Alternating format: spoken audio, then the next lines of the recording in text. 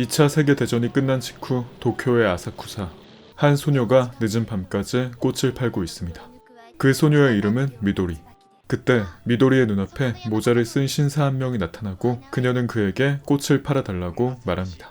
다정한 신사는 이곳은 장사하기 좋은 곳이 아니라며 다른 곳으로 가라고 알려줍니다. 또 부모님의 안부를 묻는 신사에게 어머니는 몸이 아프며 아버지는 돌아가셨다고 말하는 미도리. 거기다 오늘은 아무것도 못 팔았다는 그녀의 말에 안타까운 마음이 든 신사는 자신이 꽃을 전부 사줄 테니 얼른 집으로 돌아가라고 했고, 만약 문제가 생기면 자신을 찾아오라고 말해주었습니다. 그렇게 신사의 도움으로 꽃을 모두 판 미도리는 집으로 돌아와 어머니에게 자신이 오늘 겪은 일을 이야기하기 시작합니다. 하지만 어머니는 아무런 반응도 하지 않았습니다. 깜짝 놀란 미도리는 불안한 마음으로 이불을 들춰보았고 곧 충격적인 장면을 목격하게 됩니다. 미도리가 나갔다 온 사이 이미 돌아가신 어머니의 시체를 쥐가 파먹고 있었기 때문입니다. 더 이상 의지할 사람이 없었던 그녀는 일전에 만났던 신사가 알려준 주소로 향했습니다. 하지만 그곳은 기괴한 모습의 사람들이 다양한 쇼를 펼치는 프릭쇼 서커스단이었고, 미도리는 자신의 의지와 상관없이 그곳에서 일을 시작하게 됩니다. 서커스단은 이곳저곳을 돌아다니며 공연을 진행했기에 그녀는 더 이상 학교에 다니거나 친구를 사귈 수 없었습니다. 또 친절하게 자신을 도와주었던 신사는 서커스단의 단장이었는데 그는 미도리가 단원들에게 괴롭힘 당하는 걸 알고도 도와주지 않았습니다. 그렇게 미도리는 서커스단에 있는 모든 사람들의 천대를 받으며 하루하루 끔찍한 날들을 이어갈 수밖에 없었습니다. 그러던 어느 날 공연을 하기 위해 시골 마을에 머무르던 미도리는 우연히 새끼 강아지들을 발견하고 그들을 돌봐주게 됩니다. 미도리는 강아지들의 엄마를 자처하며 괴팍한 서커스 단원들로부터 그들을 지켜주려 합니다. 지옥 같은 그녀의 삶에 강아지들은 한 줄기 낙이자 빛이었습니다. 하지만 그런 미도리를 몰래 지켜보고 있는 사람이 있었습니다. 그는 서커스 단원 중 한 명인 카나분으로 미도리가 떠난 걸 본 그는 즉시 강아지들에게 다가가 끔찍하게 그들을 죽여버렸습니다. 그렇게 귀여운 강아지들은 단원들의 저녁 식사가 되어버렸고 미도리는 그저 목 놓아 우는 것 외에는 아무것도 할 수가 없었습니다.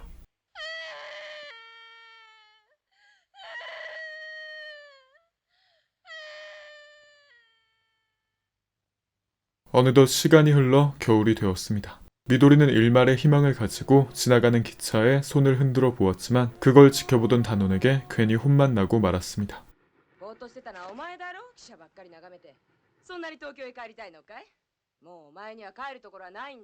미도리는 여전히 그들의 온갖 수발을 들며 생활을 이어나갔습니다. 하지만 그녀가 도저히 견딜 수 없는 것이 있었는데 그것은 바로 몸이 기괴하게 변해버린 단원들을 씻겨주는 것이었습니다. 결국 그녀는 소리를 지르며 밖으로 뛰쳐나갔지만 문을 막고 서있던 단원들에게 잡혀 호되게 얻어맞게 됩니다. 기절한 미도리가 악몽을 꾸고 있던 사이 서커스단은 통장사가 되지 않아 파산 위기에 이르게 됩니다. 벌써 3달째 단원들에게 월급을 주지 못했고 그로 인해 어딘가로 이동조차 하지 못하고 있었습니다. 또 도시인 도쿄에서는 마술 같은 새롭고 재밌는 쇼들이 매일같이 등장했기에 그들이 설 자리를 찾는 건 굉장히 어려운 일이었습니다. 그렇게 신세를 한탄하던 그들은 이 모든 악운을 전부 미도리의 탓으로 치부해버립니다. 미도리는 이 끔찍한 현실에서 도피하기 위해 지나가는 기차에 손을 흔들었지만 이번에도 기차는 그녀를 지나 저 멀리 사라져버리고 말았습니다. 그러던 어느 날 서커스 단장은 놀라운 재주를 가진 사람을 영입해 옵니다. 그는 좁은 병 안을 자유자재로 드나드는 엄청난 재주를 가진 원더 마사미츠라는 사람이었습니다. 그의 놀라운 재주에 미도리는 박수갈채를 보냈지만 기존 단원들은 뛰어난 능력을 가진 그를 경계했습니다. 그는 그 외에도 다양한 서양식 마술을 할 줄 알았으며 미도리에게 항상 다정하게 대해주었습니다. 결국 미도리는 처음으로 자신을 아껴주는 그에게 반해 사랑에 빠지게 됩니다. 그렇게 그의 등장과 함께 미도리의 인생에도 봄날이 찾아왔습니다. 또 마사미츠가 서커스단에 들어오며 파산 위기에 처했던 서커스단도 다시 사람들을 끌어들이며 인기를 얻는 데 성공합니다. 병 속의 난장이라 불리는 마사미츠를 보기 위해 수많은 사람들이 몰려들었지만 그들은 기존의 단원들의 쇼는 무시한 채 그의 마술만을 원했습니다. 마사미츠와 사귀는 미도리는 그의 도우미 역할을 하며 점점 웃음을 되찾아갔지만 기존의 단원들은 이런 상황이 전혀 달갑지 않았습니다. 마사미츠가 없으면 서커스단이 돌아가지 않을 정도의 상황이 되자 단장 역시 그에게 아부를 하며 남은 단원들을 천대했습니다. 또 그런 마사미츠가 미도리를 살뜰히 챙겨주니 그녀는 너무나도 행복했습니다. 그와 함께 마음껏 외출하며 이곳저곳 구경을 하고 맛있는 것도 먹으며 행복한 나날을 보내는 미도리. 미도리가 거울을 보며 립스틱을 바르던 그때 단원들이 그녀에게 다가와 시비를 걸기 시작합니다. 그리고 마사미치와 미도리의 관계가 마음에 들지 않았던 그들은 미도리를 괴롭히기 시작하는데 갑자기 마사미치가 나타나 순식간에 그들을 기선제압합니다. 거대한 덩치의 단원이 그에게 덤벼들려 했지만 기에 눌려 아무 말도 하지 못하고 결국 단원들은 미도리가 혼자서 하던 일을 전부 나눠서 하게 됩니다.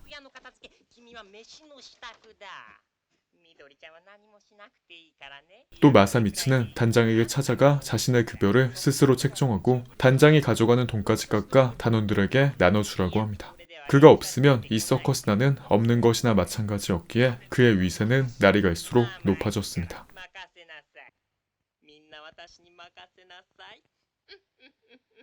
밖에서 쉬고 있던 미도리의 곁으로 붕대를 감은 단원 우치스테가 다가왔습니다. 사실 그는 미도리를 좋아하고 있었기 때문에 이전의 일들을 사과하며 친구가 되자고 제안합니다.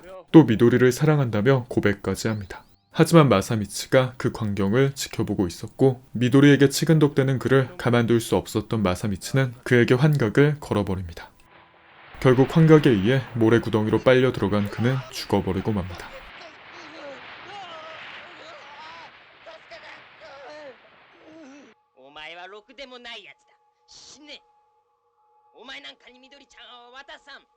몇 시간 뒤 그는 끔찍한 시체로 발견되는데 어째선지 진흙을 잔뜩 삼킨 채 죽어 있었습니다. 미도리는 의심스러운 눈초리로 마사미치를 쳐다보다 이내 도망가기 시작하는데 마사미치가 달려가 그녀를 잡습니다. 사실 미도리는 마사미치가 우치스테에게 환각을 건 뒤 직접 진흙을 먹여 죽이는 모습을 전부 지켜봤던 것이었습니다. 미도리는 그가 무서웠지만 자신을 위해 한 일이라고 말하는 그를 위해 결국 사건을 덮기로 합니다.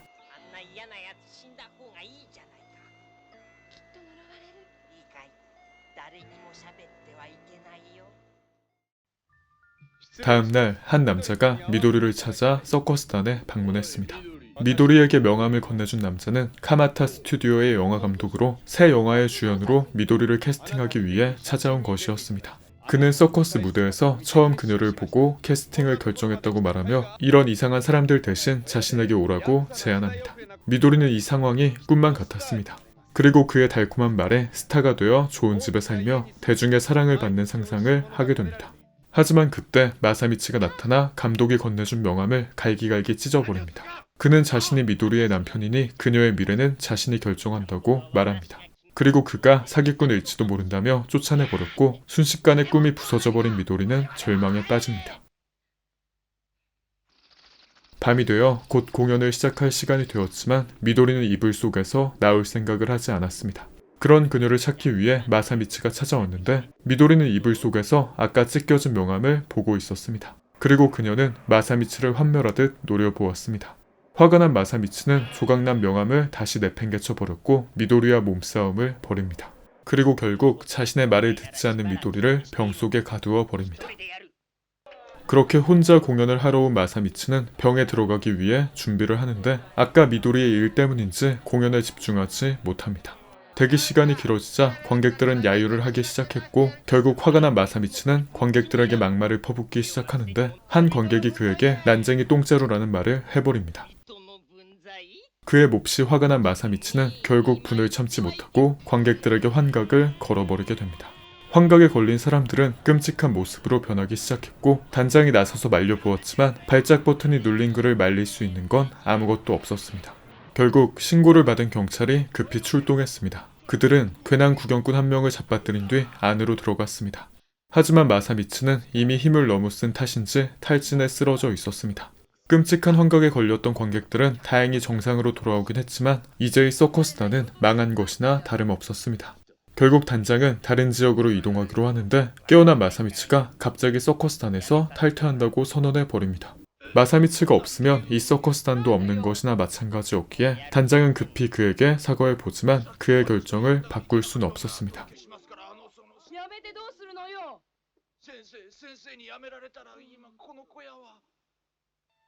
그 시각 미도리는 밤하늘의 별을 보며 기도를 하고 있었습니다. 밖으로 나온 마사미치는 미도리에게 지난번 일을 사과하며 자신과 함께 떠나자고 합니다. 하지만 미도리는 더 이상 먼 곳으로 떠나기 싫으며 집으로 돌아가고 싶다고 말합니다. 마사미츠는 그런 미도리를 위해 마술을 부렸고 미도리는 그가 말한 대로 앞으로 걸어 나갔습니다. 그리고 잠시 후 그녀는 자신의 고향인 도쿄 아사쿠사의 풍경을 보게 됩니다. 미도리는 자신의 집으로 가기 위해 익숙한 거리를 마구 달리기 시작했습니다. 그리고 잠시 후 그렇게도 오고 싶었던 자신의 집 앞에 도착하고 떨리는 손으로 문을 열게 되는데 집 안에는 아버지와 어머니가 환하게 웃는 얼굴로 자신을 반겨주었습니다. 미도리에게는 정말 꿈에만 그리던 순간이었습니다. 어머니는 미도리에게 학교에 갈 물건들을 챙겨주었고 아버지는 그녀를 위해 선물을 사왔습니다. 그렇게 행복한 마음으로 잠에 든 미도리. 하지만 그 모든 것은 마사미츠가 보여준 환상에 불과했습니다. 미도리는 잠깐이었지만 자신의 행복했던 시절을 다시 경험하게 해준 마사미츠에게 고마움을 느꼈고 결국 그와 함께 떠나기로 결정합니다. 다음날 서커스 단원들이 침울한 표정으로 모여 있었습니다. 서커스단이 이미 망했다고 생각한 단장이 돈을 갖고 튀었기 때문이었습니다. 이제 아무것도 남지 않은 단원들은 절망할 수밖에 없었습니다. 그렇게 각자 살 길을 찾아 떠날 준비를 하는 단원들 앞에 이미 떠날 준비를 마친 마사미츠와 미도리가 모습을 드러냅니다. 미도리는 그간 미운정이 들었던 단원들에게 고마웠다고 말하고 그들은 마지막 인사를 하며 헤어지게 됩니다. 마사미츠와 미도리는 벚꽃이 떨어지는 예쁜 길을 지나 드디어 버스 정류장에 도착했습니다. 그리고 마사미츠는 버스가 오기 전에 도시락을 사기 위해 미도리에게 여기서 잠시 기다리라고 말했습니다. 그런 그를 기다리는 미도리의 모습은 행복 그 자체였습니다. 도시락을 구입한 마사미츠는 미도리에게 돌아가고 있었는데 바로 앞 길목에서 도둑이야 하고 외치는 소리가 들려옵니다. 그와 동시에 마사미츠의 눈앞에 피투성이가 된 남자가 쓰러집니다. 그리고 쓰러진 남자의 뒤로 길고 날카로운 칼을 든 강도가 나타납니다. 강도는 자신의 살해 장면을 목격한 마사미츠를 가만둘 수 없었고 결국 칼을 들어 그의 복부를 세차게 찔러버립니다. 그렇게 미도리의 유일한 기둥이었던 마사미츠는 허무하게 죽어버리고 맙니다. 한참이나 마사미츠를 기다리던 미도리는 버스가 지나가는 걸 보고 있을 수밖에 없었습니다. 그가 걱정이 된 미도리는 결국 그를 찾아 마을로 달려 들어갔습니다. 미도리는 마을 이곳저곳을 뛰어다니며 마사미츠를 찾아다녔지만 그의 모습은 어디서도 찾을 수가 없었습니다. 어느덧 날은 저물어가고 있었고 하루 종일 달린 미도리의 온몸은 땀으로 흠뻑 젖었습니다. 그럼에도 그녀는 마사미츠를 찾는 걸 멈출 수 없었습니다. 하지만 아무리 돌아다녀도 그를 찾을 수 없자 그녀는 갑자기 두려움에 빠졌습니다. 그런데 그때 그녀의 눈앞에 사라진 마사미츠와 서커스 단원들의 환상이 나타납니다. 그들은 미도리를 보며 자지러지게 웃고 있었습니다. 그걸 본 미도리는 마사미츠와 서커스 단원들이 짜고 자신을 속인 것이라 생각해 크게 분노해 버렸고 결국 몽둥이를 들고 그들을 향해 마구 휘둘렀습니다. 하지만 그것은 충격에 빠진 미도리가 만들어낸 환상일 뿐이었습니다. 결국 마사미츠를 잃고 아무것도 남지 않은 미도리는 또다시 절망에 빠졌습니다. 그리고 처절하게 울부짖는 미도리의 모습을 마지막으로 한 소녀의 절망적인 이야기는 끝나게 됩니다.